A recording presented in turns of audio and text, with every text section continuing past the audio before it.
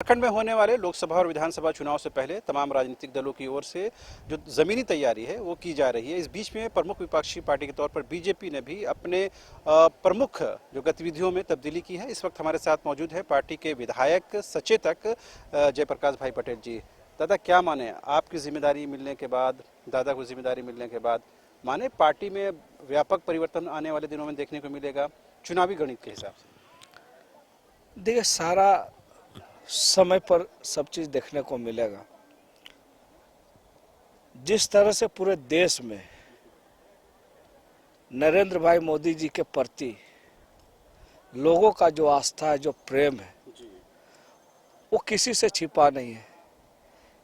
एक ऐसा नेतृत्व हम सबों को देश में मिला है जिसको विश्व ने अपना नेता मानना शुरू कर दिया है।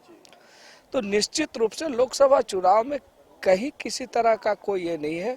हम 14 के 14 लोकसभा गठबंधन में, अब भाजपा आज जो हमारा एनडीए गठबंधन है, 14 लोकसभा हम चुनाव जीतेंगे। लोकल फैक्टर कोई काम नहीं करेगा, केवल मोदी जी की तस्वीर काफी है। लोकसभा तो यहाँ पर तो नेतृत्व की है, नेतृत्व हमारे पास इतना योग व्यक्ति है, तो लोग तो नहीं, स्थानीय जो बातें हैं, स्थानीय समस्याओं पर वोट मांगा जाएगा, विकास पर वोट मांगा जाएगा। ये स्थानीय समस्याएं जो है खास करके विधानसभा चुनाव में देखा जाता है। लोकसभा में देखिएगा तो हम लोग भी कई बार, ऐसा नहीं है कि पहली बार कोई लोकसभा चुनाव देख रहे हैं। मैं खुद एक झारखंड आंदोलनकारी का बेटा रहा हूं और हमने खुद देखा, हमारे पिताजी झारखंड में गिने चुने लीडरों में एक थे, जिनको पूरा उत्तरी छोटा नागपुर हो, कोल्हान प्रमंडल हो, कहीं भी हो, एक अपना पहचान था। लेकिन जब लोकसभा चुनाव जब हम लोग लड़ते थे तो वो विचित्र सीन आता था। स्थानीय लोग भी फिर राष्ट्रीय पार्टी को पोल करते थे, जबकि हम लोग खुद क्षेत्रीय पार्टी में रहते थे।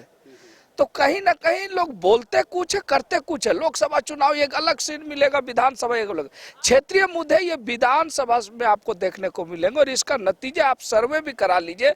लोग अभी से ही कहने लगे इससे बेहतर शासन भारतीय जनता पार्टी का था, जो वर्तमान में भी यूपीए गठबंधन का शासन है।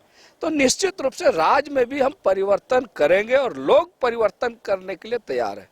उधर जो इंडिया गठबंधन बना है उसके बाद झारखंड के स्तर पर भी फॉर्म किया है और तमाम लोग इंटैक्ट भी हैं। ये लग रहा है आपके लिए झारखंड, ये कोई इंडिया गठबंधन कोई नया गठबंधन नहीं है।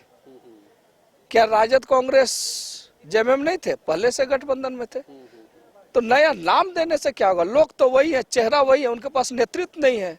तो फिर यही पूछेगा ना कि बीजेपी में प्रदेश अध्यक्ष बदलने से क्या होगा, सचेतक बदलने से क्या होगा, पार्टी संगठन तो वही। आप पत्रकारिता की है, जर्नलिज्म आप अगर किए होंगे तो राजनीतिक दृष्टिकोण से देखिएगा, सचेतक ये कोई ऐसा पद नहीं है जो पूरे राज्य को, लोगों को प्रभावित करेगा। सचेतक एक ऐसा पद है जो पार्टी में जब सत्र चलेगा हम व्हिप जारी कर सकते हैं। हम अपने विधायकों को यह कह सकते हैं कि भाई अब ये बिल आने वाला है, विधेयक आने वाला, गंभीर विषय आने वाला, आपको सदन में अब ये बिल्कुल कहा, संगठन के दृष्टिकोण से हम पार्टी के उपाध्यक्ष है, संगठन जो जिम्मेवारी देती है मैं करता हूँ। ठीक है, फिर भी आपको नहीं लगता कि बहुत कम समय रह गया लोकसभा चुनाव को लेकर के, पार्टी की मतलब बीजेपी की अपनी जो रणनीति है वो क्या सही डायरेक्शन में जा रही है बाबूलाल के आने के बाद? अभी हमारे इस प्रदेश के एक सर्वमान्य नेता बाबूलाल जी हमारे पार्टी के प्रदेश अध्यक्ष और पूर्व में ये लोकप्रिय मुख्यमंत्री रहे और पूरा झारखंड इनके कार्यशैली से प्रभावित हुआ है। तो निश्चित रूप से झारखंड में इनके नेतृत्व में हम सबों को अच्छा प्रदर्शन देखने को मिलेगा। बाबूलाल के आते ही पहला जो आप लोगों का चुनाव हुआ वो तो डुमरी का, वो तो रिजल्ट आप लोग के मुनाफिक अकॉर्डिंग नहीं रहा। देखिए, आप 81 विधानसभा में हम गठबंधन 81 पूरा जीत लेंगे ये दावा मैं नहीं करता। उसी तरह आप हम कह सकते हैं कि जहां जहां भी चुनाव हुए, उपचुनाव, वो हमारे सीट नहीं थी। तो दावा हम लोग थे, हम लोग परफॉर्मेंस अच्छा किया, हम लोग प्रदर्शन अच्छा किया, हम पहले से बेहतर प्रदर्शन किए। खैर, एक आखिरी सवाल, चूंकि सचेतक की भूमिका में आने के बाद पहला शीतकालीन सत्र आपका होगा, तो ये माने कि और मैच्योर तरीके से और परिपक्व तरीके से विपक्ष जो है सदन के अंदर नजर आएगा? देखिए, भारतीय जनता पार्टी के सभी विधायक परिपक्व हैं और अपने अपने क्षेत्र से लेकर राजहित में निरंतर अपनी आवाज को बुलंद करते हुए सदन में रखते हैं।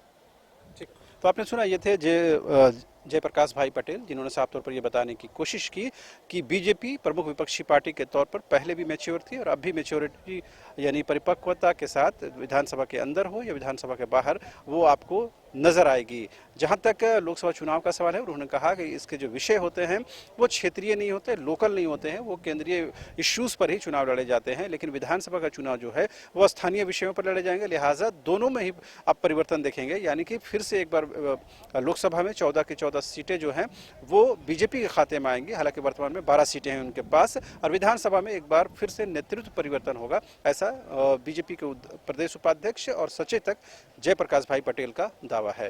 कैमरामैन राजा के साथ रांची से शाहनवाज।